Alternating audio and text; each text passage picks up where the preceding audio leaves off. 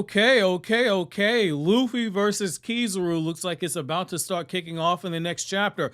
Color me very freaking interested with this one, man. So we open up this chapter with Admiral Kizaru being announced where he's in the field. You got the pacifists, they're out there shooting the lasers. You got the people in the Navy, they're starting to freak out. You see the ships all going kaboom at this point. You see more of the chaos of the battle just spreading, and the chaos just continues to ramp up. And as this is going on, you got Usopp, and he's talking to Vegapunk, and you see Usopp is beginning to freak out. Vegapunk is basically saying, like, right now, Sentomaru is leading the pacifists. This island's defense is supposed to be impenetrable. We get the whole hierarchy with the authority chips and everything, where it goes to Sentomaru, then it goes to Vegapunk, then it goes to Five Elders. And at first, Usopp takes a little bit of solace from the looks of it, and that's when he says, wait a second, isn't that why he showed up, so you could take out Sentomaru? That's why he wants to get rid of him. That's why Kizaru's there.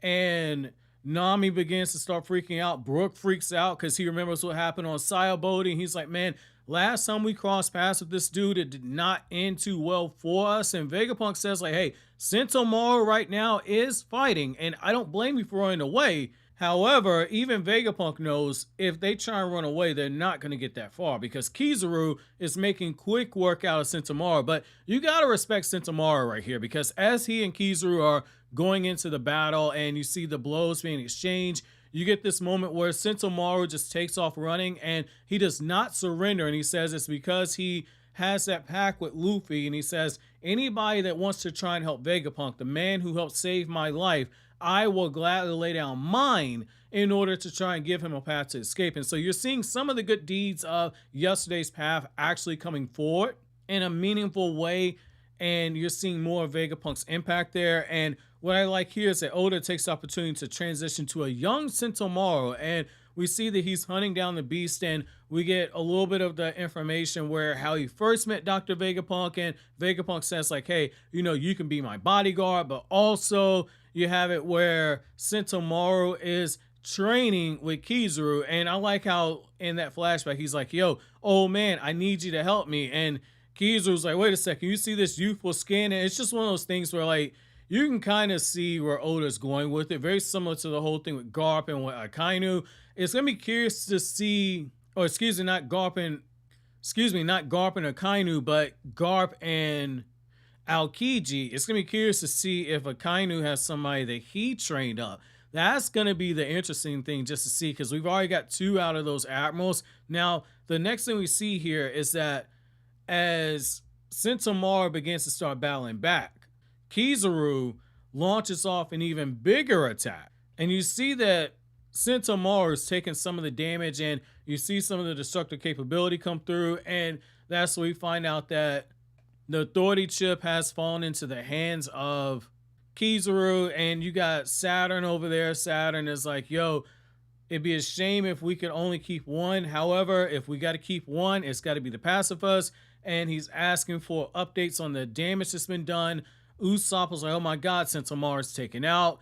And you have a moment where York looks like she's celebrating because she thinks that she's about to get rescued. And Usopp figures out, like, oh crap, so this is what Vegapunk is trying to say, because Vegapunk informs him that Kizaru is light himself, and so he'll get through their barrier, and he knows that Kizaru is coming. And Kizaru is grinning at the fact, because he's like, okay, time to go clean up with the Straw Hats. And I don't think that Kizaru is looking at more so from the perspective of like, oh, they're the same old Straw Hats that I took down before, because he's kept up with the exploits, so he knows that the crew's gotten stronger. He just feels that confident that he can actually take out the crew as they are right now. And so Kizaru just immediately shoots up, and you see some of the preparations going on where Luffy is stuffing his face or covering his energy. Kizaru gets up onto the top floor, and he starts going through the checklist of everything he has to keep safe. The power plant, the punk records, York, because York is actually one of their friends at this point, one of their allies. And then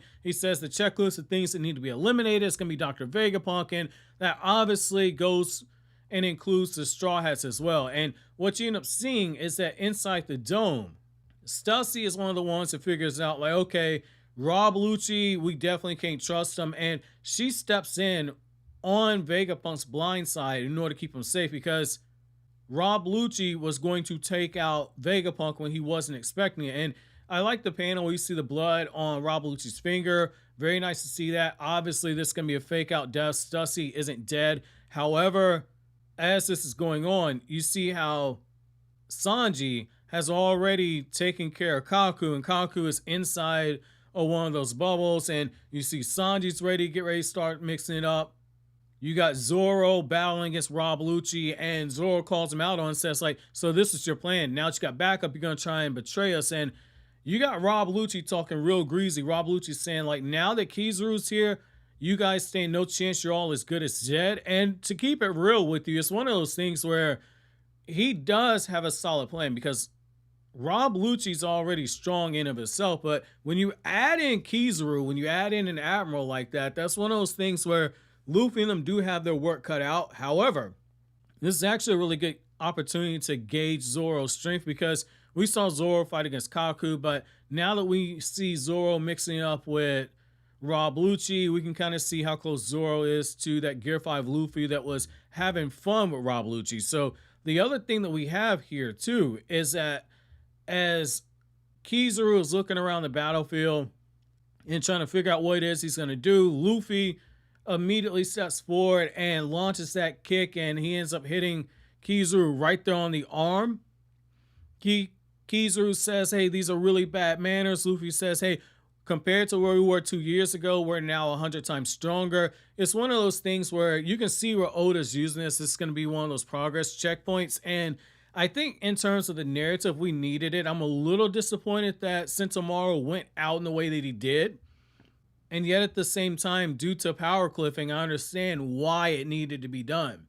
Because in no universe should you expect Sentomaru to actually put up with a good fight against Kizaru. However, now that Luffy's the one mixing it up, it does make me wonder, since we're getting this fight now, and just given where the pacing on this is, where is Oda taking this? Like, what's the big twist? Because anytime you start getting stuff like this and you start seeing some of these parallels, usually Oda is getting ready to sprinkle something major on us. And I'm going to be curious to see if we get a full-blown fight with Luffy versus Kizaru, or is Oda really about to pull an okie doke on us, where we start getting that fight, and then very similar to how Luffy versus Big Mom's General ended up being one of those things where it went on for a really long time, but we got so much other information centered around that fight via other stuff.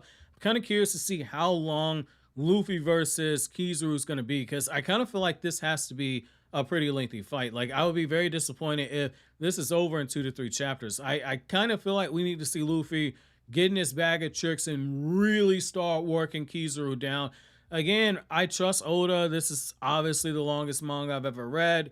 I've taken my sweet time getting caught up with One Piece, so I'm going to trust that Oda's got something really special in store for us. But my chapter question for you guys is, now that we know that Kizaru versus Luffy is going to happen, how well do you expect Luffy to do against Kizaru? And then the second question I have for you guys is, how well do you expect Zoro to do against Rob Lucci? Now, obviously, you guys are probably further ahead than me at this point, so let me know what you were thinking when you first got this information. But as always, guys, if you like anything I had to say, don't forget to comment, rate, subscribe, and share. Thank you so much for watching until the end. Have an awesome day, guys.